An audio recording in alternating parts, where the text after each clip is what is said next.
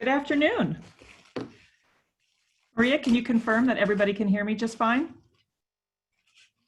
Yes. Wonderful, wonderful. Welcome, welcome. It is so wonderful to be gathering here together as I see the numbers climb on our call-in and on our Zoom platform. Even as we are all staying at home to stay safe and stay healthy, we can still come together and be together. Even as we are physically isolating, we are not socially isolating. In fact, we're pulling together more than ever. Thank you to those of us who are joining us for what used to be Webinar Wednesday are now our Wednesday check-in calls. And thank you to those of you who are brand new coming here to meet the moment in this really extraordinary moment for our country, our planet, our state, and really for our families as well. We wanted to bring everyone together and share with you a chance to hear from the experts in supporting families and friends, because we are all right here with you in this. We see you, we hear you, we know that there is fear, we know that there are questions, we know that there are new challenges and there are old challenges that we're having to meet in new ways. And so pulling together, we want to be a place of support and a place of solutions. Everything from how do you schedule your day now? How do we communicate with each other and with healthcare providers? How do we prepare for serious illness if it does touch our family and our friends and our loved ones? These are all the questions that we have and that we've got the right people here to help answer. Today, we're going to focus on caring for an older or other adult in your home. And we have the fabulous team of Christina Irving from the Family Caregiver Alliance and Edie from Alzheimer's Association, true partners of the Department of Aging on the master plan and so much other work. But the next 3 weeks, we have other topics: caring for an older or other adult from afar, whether that's across town, across the country, or in a facility. We're going to turn to then the next week, these COVID conversations, these essential conversations to have with loved ones about serious illness, the choices, the options. And then finally, caring for yourself while you care for others, essential. This is not a sprint, this is a marathon. How do we take care of ourselves so we can take care of others in our lives? Thank you for joining us. We do want to make this as much a dialogue as possible. So before I turn it over to Edie and Christina, let me tell you how that's going to work today a little differently. Those of you who are seeing the slide, you can see the directions, and those of you who aren't, I'll walk you through it. You are welcome to send us questions via email. Our Engage email box is wide open, engage, E-N-G-A-G-E, at aging.ca.gov. That's a great way we'll be monitoring for questions the entire time. Those of you who are able to check Zoom, you can use the Q&A icon to send us questions. And between those two, we hope to be hearing from you in real time and answering as the questions come up. And then we want to make sure that you know there are resources for you. The engageca.org page, engageca.org, which had been the home for the master plan work, is now pivoting to be the home for the rapid response work and these check-ins. So you'll find resources for family and friends there growing every day.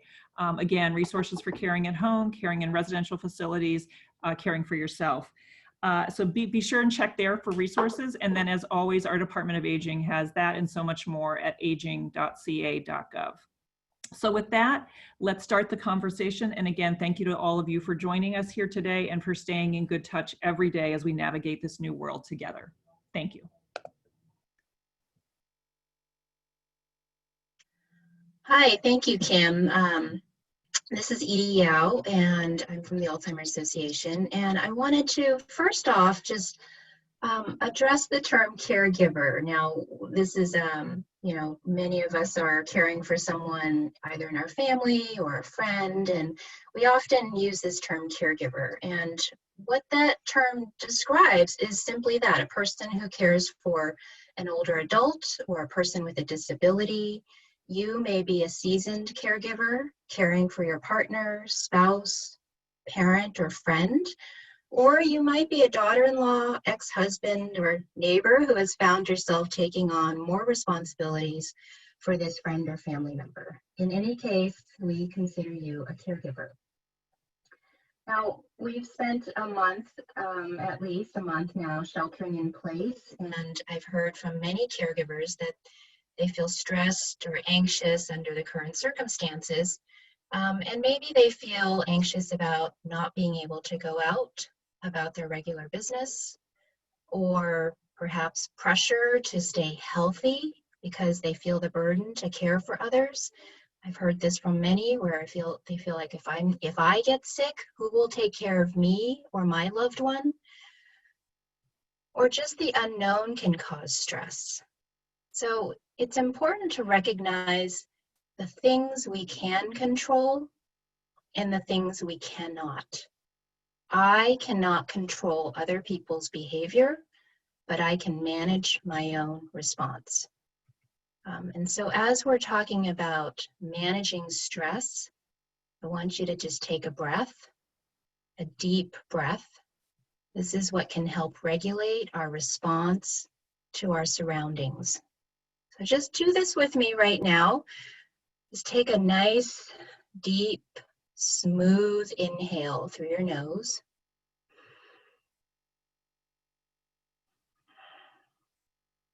And then exhale through your nose. And I find this helpful for myself. And so if you ever feel your belly clenching, your body feeling tight, it's your body's response to stress. And taking a deep breath is one of the most important techniques to relieve that stress. Now, as you're caring for someone, whether it's in your loved one or family member, friend, you may have this long list of tasks that need to get done. And I recognize some people might be caring for many people, not just your parent, but also your children or maybe grandparents, and looking out for neighbors. And you've got this long laundry list of things that you got to get done. I highly recommend that you also make time for leisure activities. I know that sounds so hard, but it's really important to stress management. So for me, it's having that first cup of black tea in the morning. I mean, it just tastes so good, and I always make a point of making time to make that tea. Maybe it's coffee for you. Another leisurely activity for me, maybe it's trying a new recipe.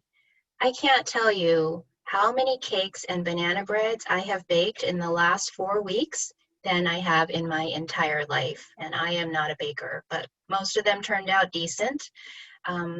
But it's important we have something to look forward to, something that brightens our day. And then my most important tip for caregivers around managing stress is to accept help. Accept help. And so when people say, let me know how I can help, have your list ready. Jot down some things, your wish list of things that need to get done or things you wish you could get to. And then so when someone asks, let me know how I can help, you could say, I could use help picking up some toilet paper. Or it would be lovely if you could call my husband to chat by phone once a week. Or my mother has Alzheimer's, so letting your neighbors know that your mother has Alzheimer's. If you see her wandering around in the neighborhood, can you check on her and give me a call? Accepting help is not a sign of weakness. It is a sign of strength. And by allowing others into your world, you're helping your loved one become less isolated. And you may be surprised at how many people want to help if they knew how or if you allowed them to. So I'm going to turn it over to Christina now on talking about how to organize your day. So Christina? Thanks, Edie, and good afternoon, everybody. Just a reminder that if you're on Zoom, you can submit your questions through the Q&A button, or you could email them to engage@aging.ca.gov. So I want to talk a little bit about kind of how do we structure and organize our day, given that for the most part, we're all staying at home. And what we've been hearing a lot from caregivers that we work with is, how do I juggle both maybe working from home and caregiving? Maybe also taking care of your children, or now trying to get out and when you need to go grocery shopping. Those types of errands are both more anxiety provoking now, but also there's more concern about how long you're gone, and you may not have the same resources to help with the care of your family member that you used to. You may have been using an adult day program in the past that's now closed, or there might have been other family members that could stop over and visit more often, and now we're trying to limit that interaction that we have with people outside of our household. So it can be really difficult. I will say structure is really helpful for both you in managing your day and for the person you're caring for. It can help us feel less anxious and overwhelmed if we kind of know what to expect and what's going to happen next. Having said that, I would say be very kind and patient with yourself right now.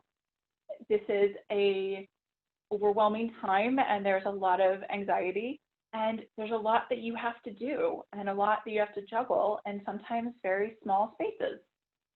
So while we want to keep both ourselves and the person that we're caring for, engaged and busy, don't feel like you have to have every moment be a completely enriching activity. There are going to be times that you're just going to allow everybody to have a little downtime, or to be listening to music quietly, or you're going to have the TV on for an old movie or sitcom or something that's light and fun, and that's okay.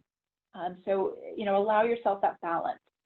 I also think when you're structuring your day to think about limiting your media consumption.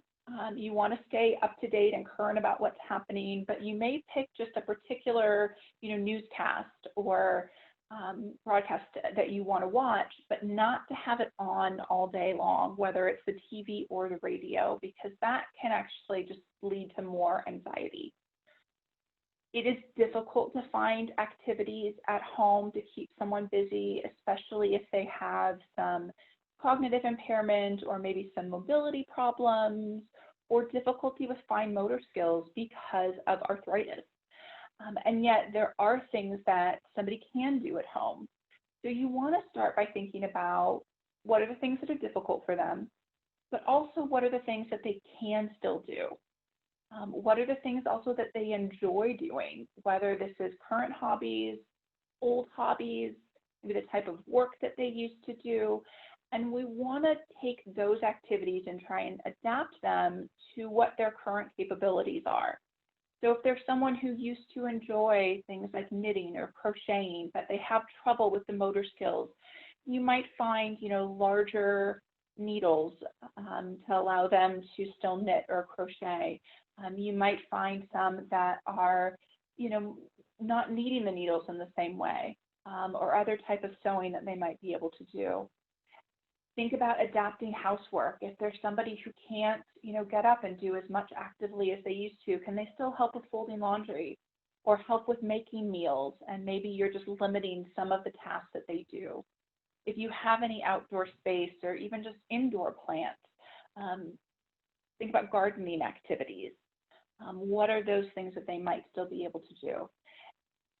If you can safely get out and go for a walk, notice what time of day it's less busy in your neighborhood. For me, it's mostly around 5:30 or 6 that it seems like everybody finishing up their workday wants to go for a quick walk. So if you're taking out somebody who is in one of those higher risk populations, you might do it in the middle of the day and get out for a little exercise, or find those exercises that you can do indoors. The YMCA, the National Institute on Aging, their Go for Life campaign, they have exercise videos specifically for older adults that you could watch online, or that you could, use their guides that will give you some exercises that somebody can do. Check in with your local senior center. They may be broadcasting exercise classes. I know a number of them are using Zoom for Zumba classes, and so you might be able to join in on those during the day. And then look at some of those creative arts, coloring or arts and crafts, looking through old family photos and pictures, and again, using music, all things that can help people relax and enjoy their day. And then there's some wonderful new opportunities, again, senior centers using Zoom, and also a program called Well Connected that is a telephone-based activity and senior center program. So for those who are not on the computer, And we have on the Engage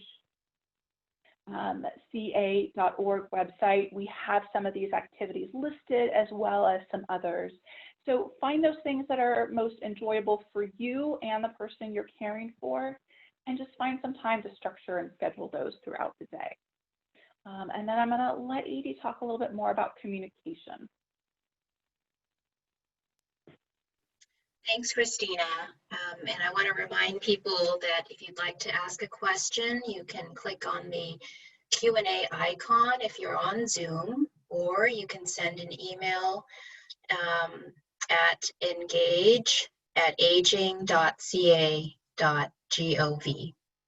And Christina, I was thinking about how it's such a great time for gardening right now.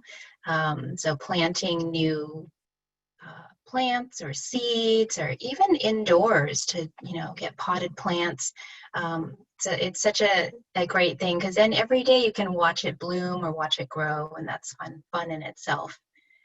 But let me transition and talk about communication. Communication it's really more than just talking and listening.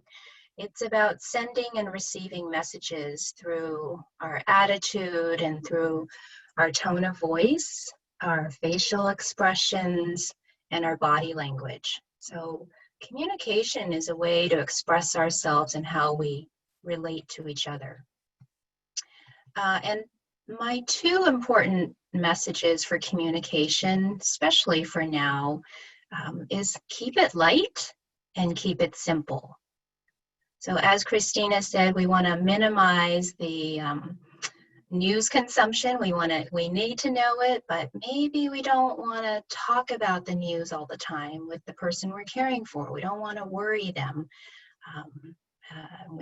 There's no need to add anxiety to people's lives. And then to keep it simple. So there's no need to go into a lecture as to why something needs to get done, or why we can't do this and why we can't do that. Minimize it to a few sentences. So for example, if you're concerned about, let's say, your father going to the grocery store. Dad, you can't go to the store because you're old and it's not a good idea. I'll pick up the grocery for you. That's probably not going to be very well received. I was having a conversation with someone, and they just felt that they're just going to take it upon themselves to do that, and it wasn't really well received. But maybe you could say, Dad, I'm going to the store and I thought I could pick up some things for you while I'm there. Or, I know you don't like to stand in line for a long time. Can I do your shopping for you while I'm there? It's no trouble. And because I certainly have heard many times, parents don't want to inconvenience their children. They know they're very busy, or they feel like I am still perfectly capable of doing my own errands. So sometimes we need to find a workaround. In my own case, what I've done is I've just gone ahead and brought food over to my parents' house without asking, because while they won't let me do their shopping, they will not decline food brought over. So if you know what they like to eat, and you know the things that they buy, maybe just go out and get it for them. But just, finding workarounds. Now, for people with dementia, whether it's Alzheimer's or some other form of dementia, nonverbal communication becomes even more important as they lose the ability to express themselves with words, and conversation becomes more challenging. So allow more time for conversation. If you have a critical question or something that you really need to get accomplished, plan ahead, think about what and how you would say it, and allow more time for responses. And so even by phone, if you're going to ask a question, just pause and let them take that time to respond. You also want to keep it simple and direct. So in person, you want to make direct eye contact. Look at the person, facing them, be in front of them. So for example, If you, one of the questions I've heard is, how do I get my partner to use soap when washing his hands? Because right now we all are very cautious about hand washing and being extra careful about cleanliness. Be direct.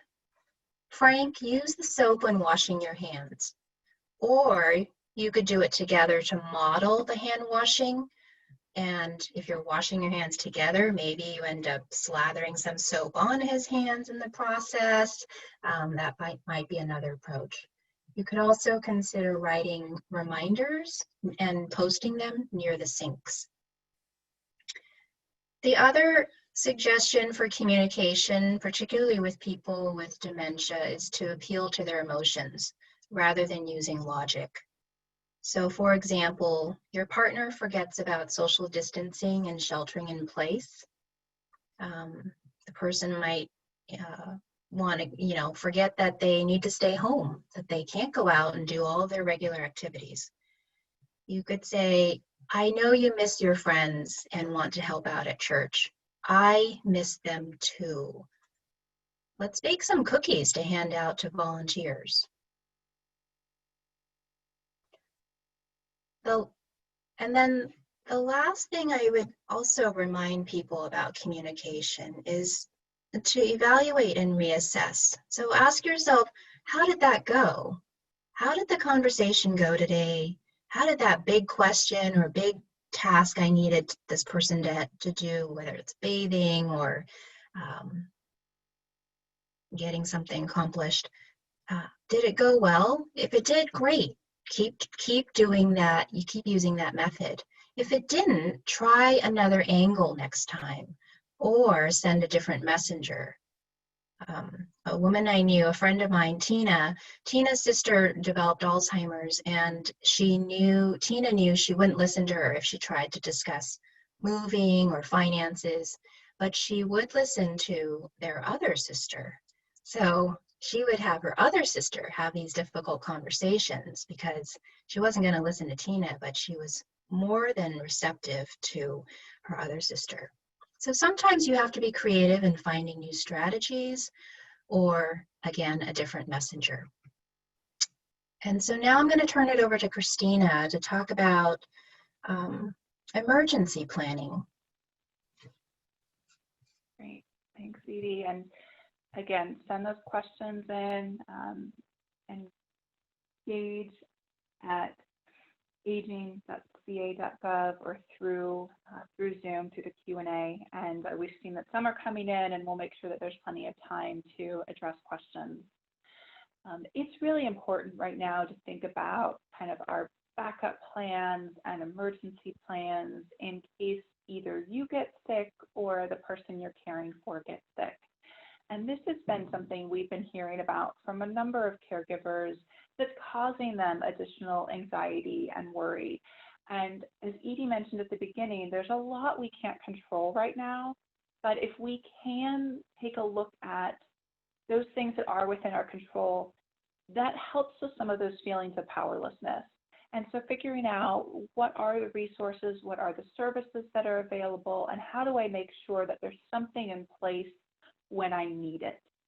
And a lot of times I'll hear clients say, well, I'm doing okay, we're managing. If something changes, I'll let you know, and maybe we'll try and get more help. And I really encourage you to seek out help before you think you really need it, especially right now. We know a lot of our systems are working as hard as they can to provide support, but there's a lot more people who need it now. So at least figuring out what's available sooner than you need it is always good to do. And part of figuring out those services and supports is, who is a backup support person for you? Is there another family member that could step in if you needed them to, if you got sick? Or are there at least people that could check in with you on a regular basis to make sure that you're doing okay? Do you need groceries? Are you starting to feel down or sad or having a harder time?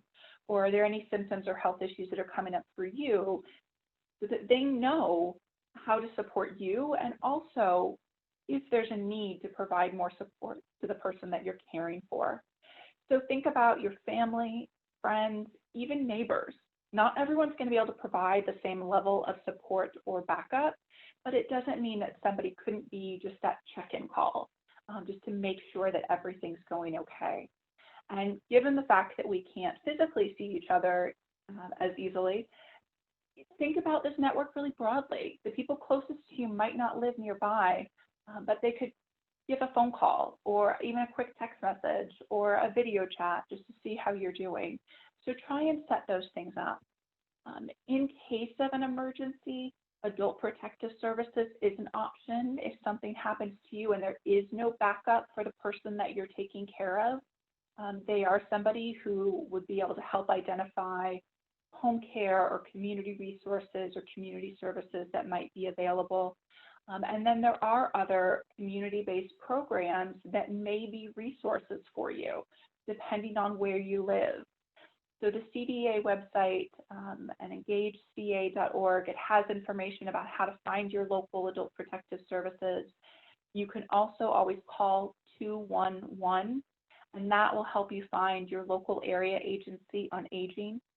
And those are the programs that can let you know about food delivery services, Meals on Wheels programs, maybe case management services, or what senior centers are available. So again, you can tap into those resources, even if you don't feel like you need to use them all right now, just so you know what's available and that you know what the eligibility is or if there's a wait list. We have information on the Caregiver Resource Centers through Family Caregiver Alliance, and this is a statewide program. The Alzheimer's Association, again, is well, national, but so definitely covers statewide. So other places that you can get more support as a caregiver and find out more about those community resources. And so I encourage you to think about what are the questions or concerns you have, and what are the services that you think might be helpful for you, and start reaching out to those now. The presentation on April 29th will talk more about advanced healthcare directives, so I won't spend much time on it other than to really encourage you to have an advanced healthcare directive in place for everyone in your family, for you, the people that you're caring for, and to start having those conversations. And those are not easy conversations to have. Culturally, talking about end of life and death may not feel okay.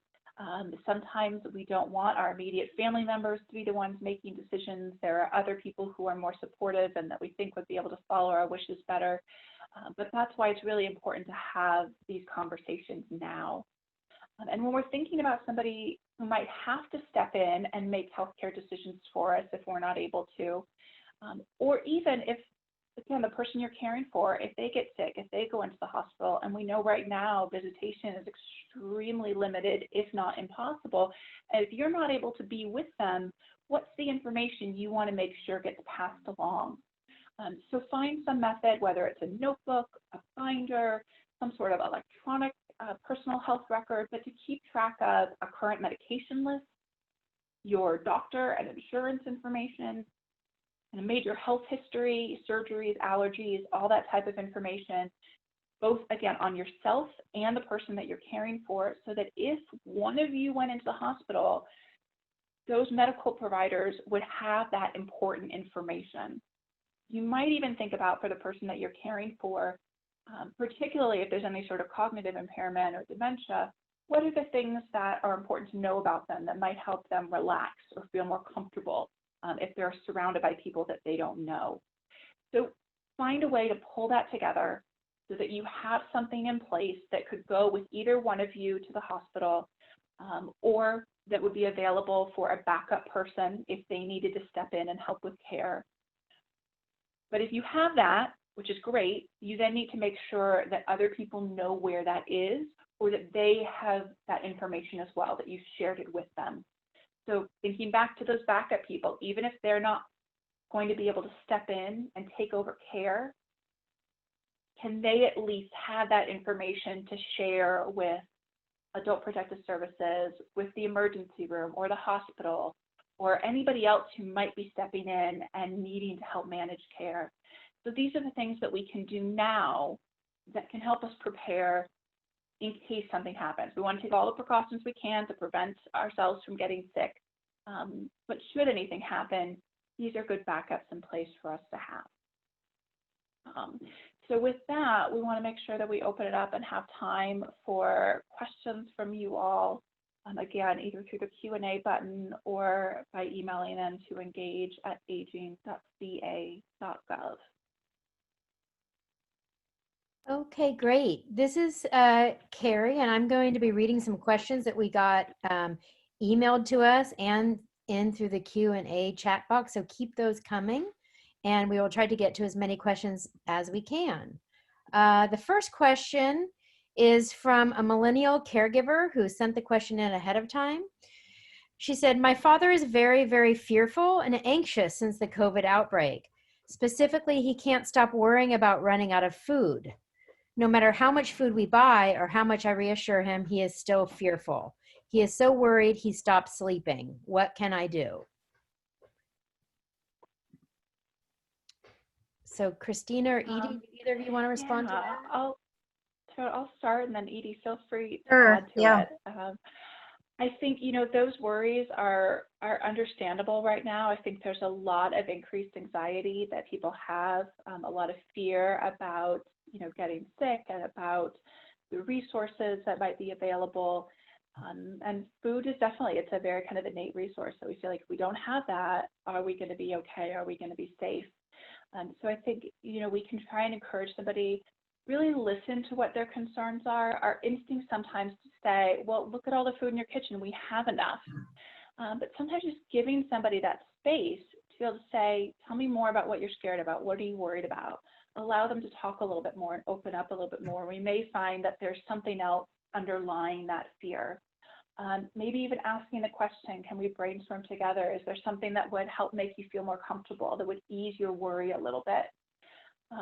If it's related to all those news stories we were seeing about empty shelves and hoarding, can we share some kind of current news stories about, well, the supplies are replenishing themselves, will that help? Sometimes when the anxiety is so high, really reaching out to outside support systems, looking at any type of counseling that might be available. And there's definitely been expanded availability of telehealth services. So counseling available by video or by phone. So you can reach out to his primary care doctor who might be able to make a referral for that sort of counseling. We also have a great resource called the Friendship Line. It's a program run through the Institute on Aging, and that phone number is on the engageca.org website. But that's a great resource as an emotional support for older adults, kind of a crisis line to be able to talk to and connect with somebody. And it may be that it's too much for you as the caregiver, as the family member to respond to it. So again, don't be afraid to reach out for those other emotional support systems as well. Yeah, Christina, thanks for that response. I think I don't really have anything else to add, except I just want to emphasize, for me, when I hear that question, I ask, what is at the heart of that question? Is there some underlying concern that the person has, and let them process that, and also bringing in outside support other than just you as the caregiver. Sometimes for people talking with other people, it may be helpful as well. Okay, great. We have a question from the chat box from the Q&A that says, how do you protect someone's privacy and dignity and share information with others to get some extra help?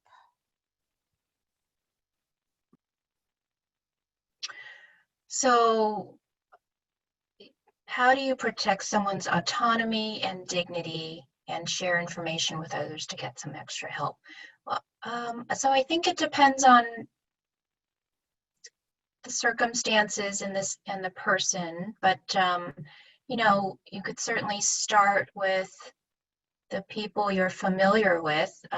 Maybe it's extended family, and again, I think it's really about bringing in that support. And so even if they, in other times, are there ways just to check in with them, and bring it back to you. Say, you know, I'm concerned about so and so. Wondering if you could just give them a call and see how they're doing, but enlisting other people just to provide that cushion is a start. It's hard for me without an example here. But yeah, I mean, certainly you don't want to divulge someone's diagnosis if they haven't shared that. So you do want to be careful. But just thinking about in general right now, I think there are a lot of people who understand the need to look out for one another, particularly older adults. And so even just in a way, taking it from that standpoint of everyone is being asked to look out for each other can appeal to broadening that network. I don't know if Christina, you have anything else to add to that? I mean, I would agree with that. I think that concern about not wanting to share too much information, especially maybe with neighbors, if it's people you don't know super well, can be a concern for caregivers. That sense of, well, I don't want to share information that, you know, my family member hasn't shared or the person I'm caring for hasn't shared. And, you know, that's understandable. And I think to a point, you want to be cautious about how much information that you share, and you make that decision, but not letting it limit you if there are things that you really feel like you could get help and support with.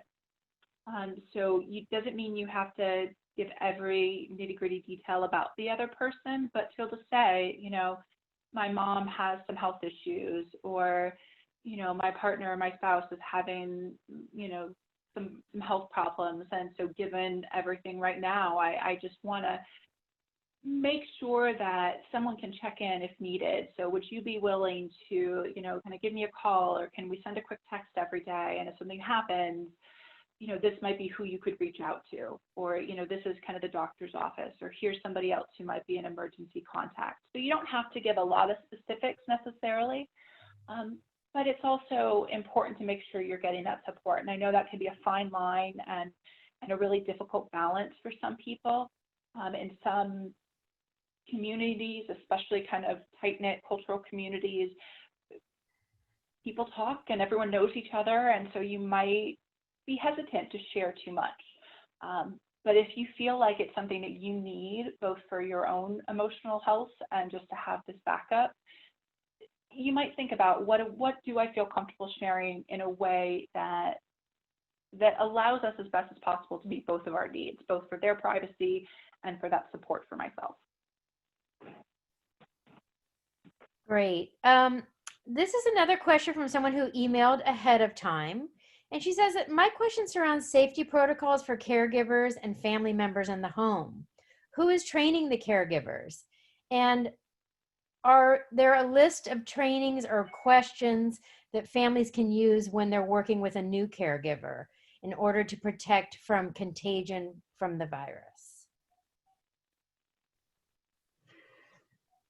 Yeah, so I think if you're bringing in caregivers from outside, it's really important to not be afraid to ask about certain protocols for safety and for health, right? So making sure that people have the protective, personal protective equipment, and making sure they're using all sanitary precautions. There's also a resource on engagecalifornia.org that lists a site that is providing training for caregivers. So there's certainly more there that you can look at. Yeah, as Edie mentioned, on the resource list that you'll see on the engageca.org, that is next to or underneath the information about today's conversation, there is a resource list, and one of the last items on that resource list is this Caregiver Certification. And so that is a way that people could get training. I think the CDC has some good information on their site about kind of safety at home for home care workers, and then you might reach out to your local area agency on aging We may add some additional resources here, but I know in San Francisco for IHSS, the in-home support services providers, they've been trying to share some of those protocols and information as well. You know, it's a lot of the same kind of general home safety and sanitation requirements, but I know that's a real worry for people if they're bringing somebody into their home. So yeah, making sure that they know that information, that you know that information, so that you can do as much as possible to reduce the risk.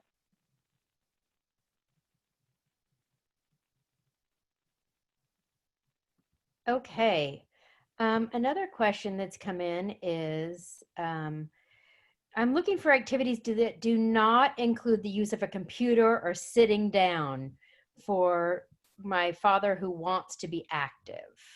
So what are some ideas for active activities that don't involve screens? And it's, you know, on the one hand, it's great that we're seeing so many things being put online right now, but yeah, we know some people either don't want to or can't use kind of Zoom or other electronics.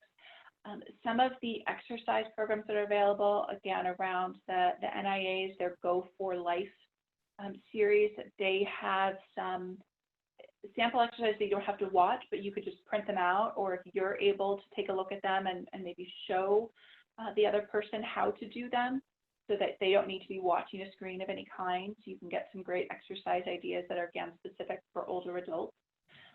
If you do have any sort of yard or outdoor space, then definitely thinking about gardening or sitting outside or just going for walks within your backyard if you have one. That can be a great activity. It can also be as simple as, you know, music and having people kind of get up and dance or, you know, move around to that together.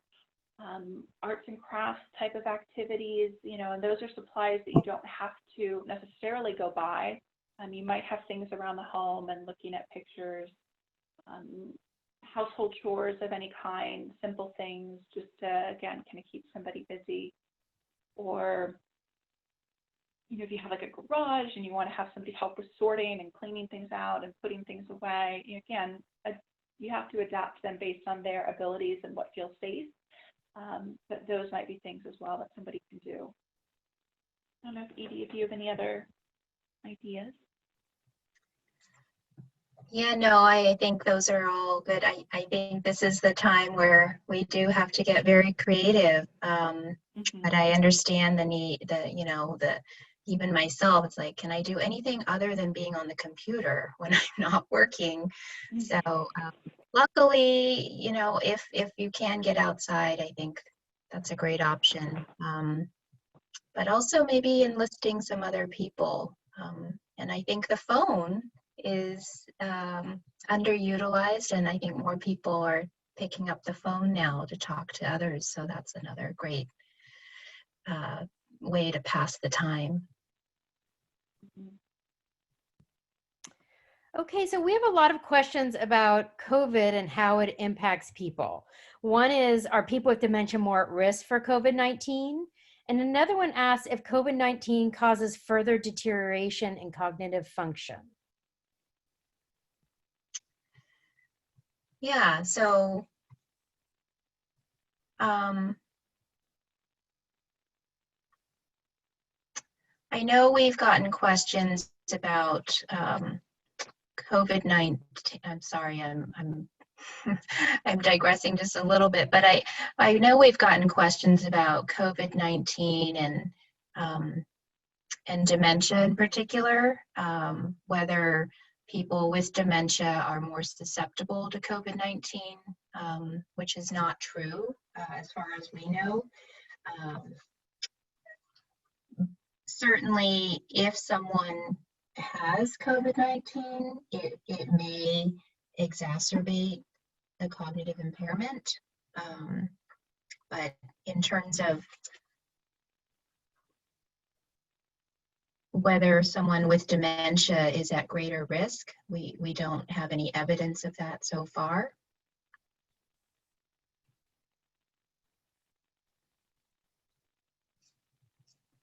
Okay.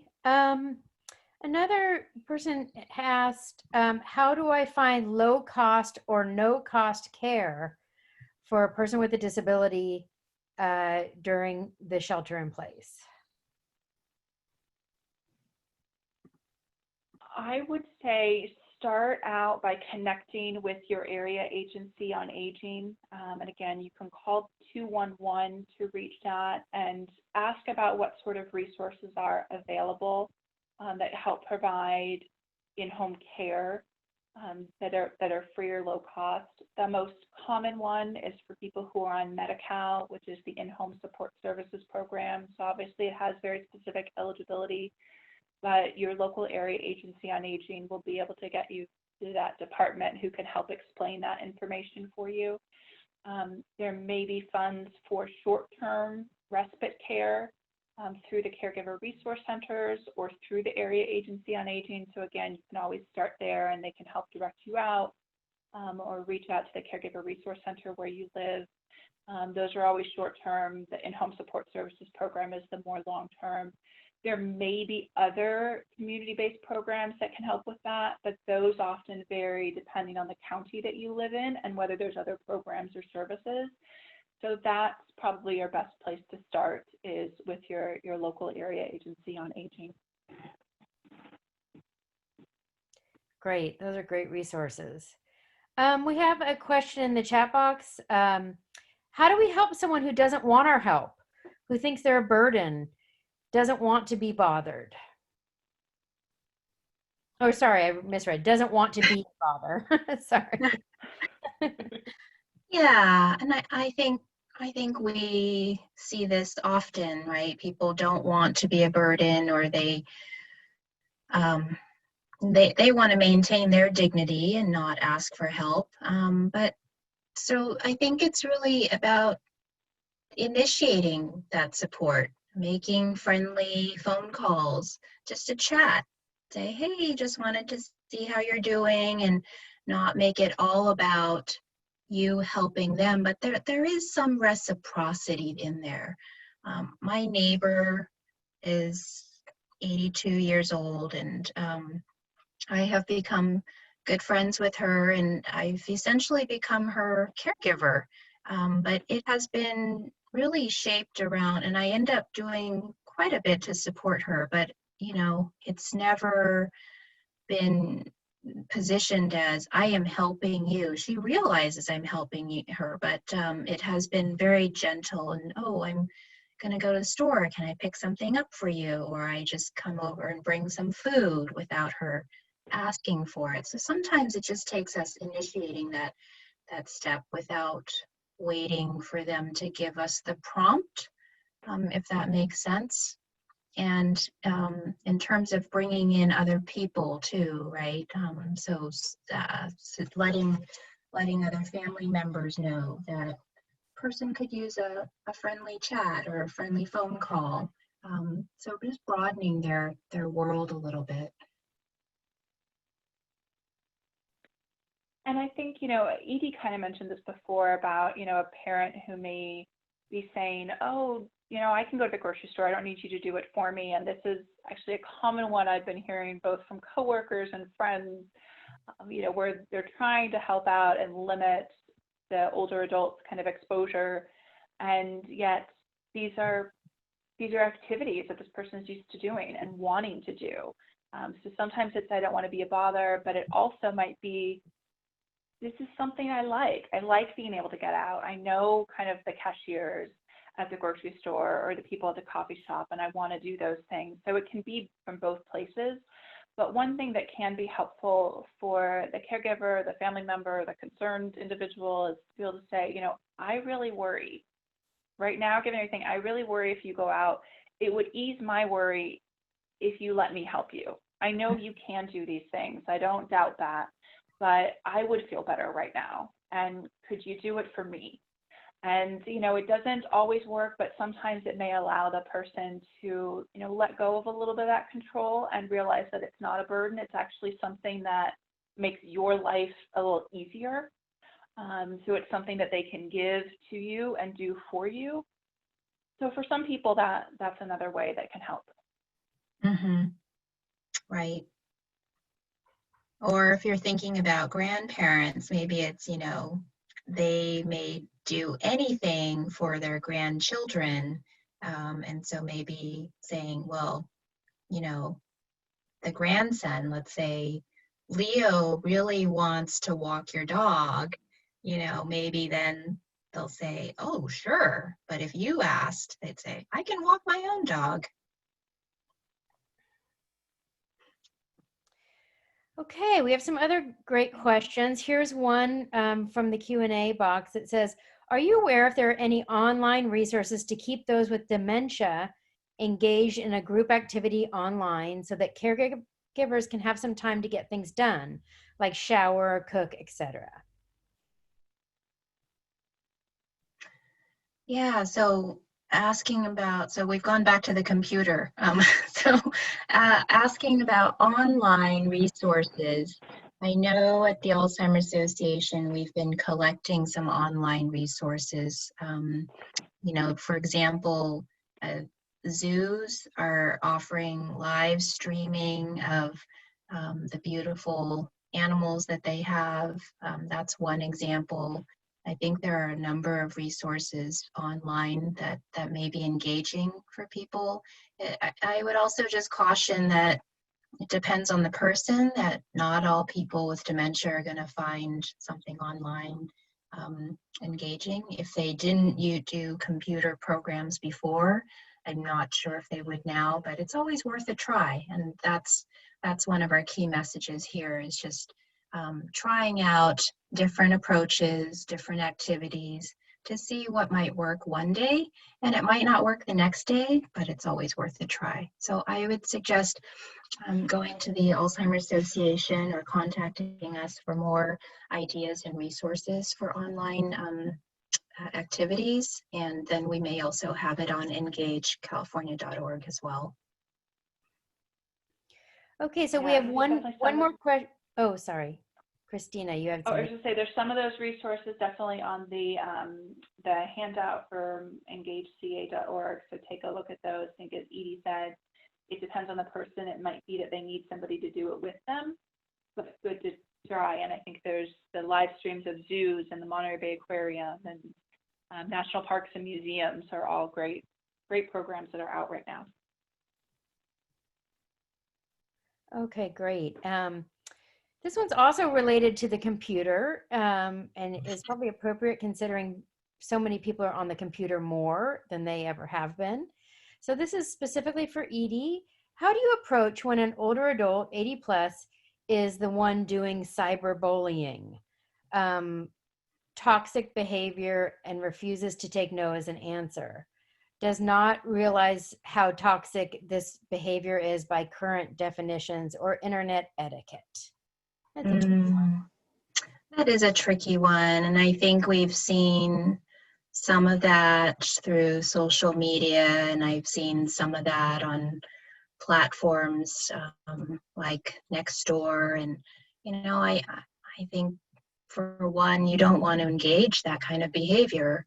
So my instinct is to say, don't engage in that behavior, don't promote it, don't encourage it. You can certainly state this is offensive, this is inappropriate, but if they persist, then to not engage in that at all. Is there a way to help someone you're living with understand more about the current internet etiquette? Yeah, I mean, certainly that's worth a conversation, right? Explaining that. And then again, I think what comes to mind is, do they have other outlets for communicating their frustration or anxiety? And again, you know, people may turn to social media or online sites to vent because they have no one else to talk to. And so maybe if there's someone that they can talk to, that might relieve some of that. But certainly having a conversation about social media etiquette or online etiquette is worth a try, to see if that would help.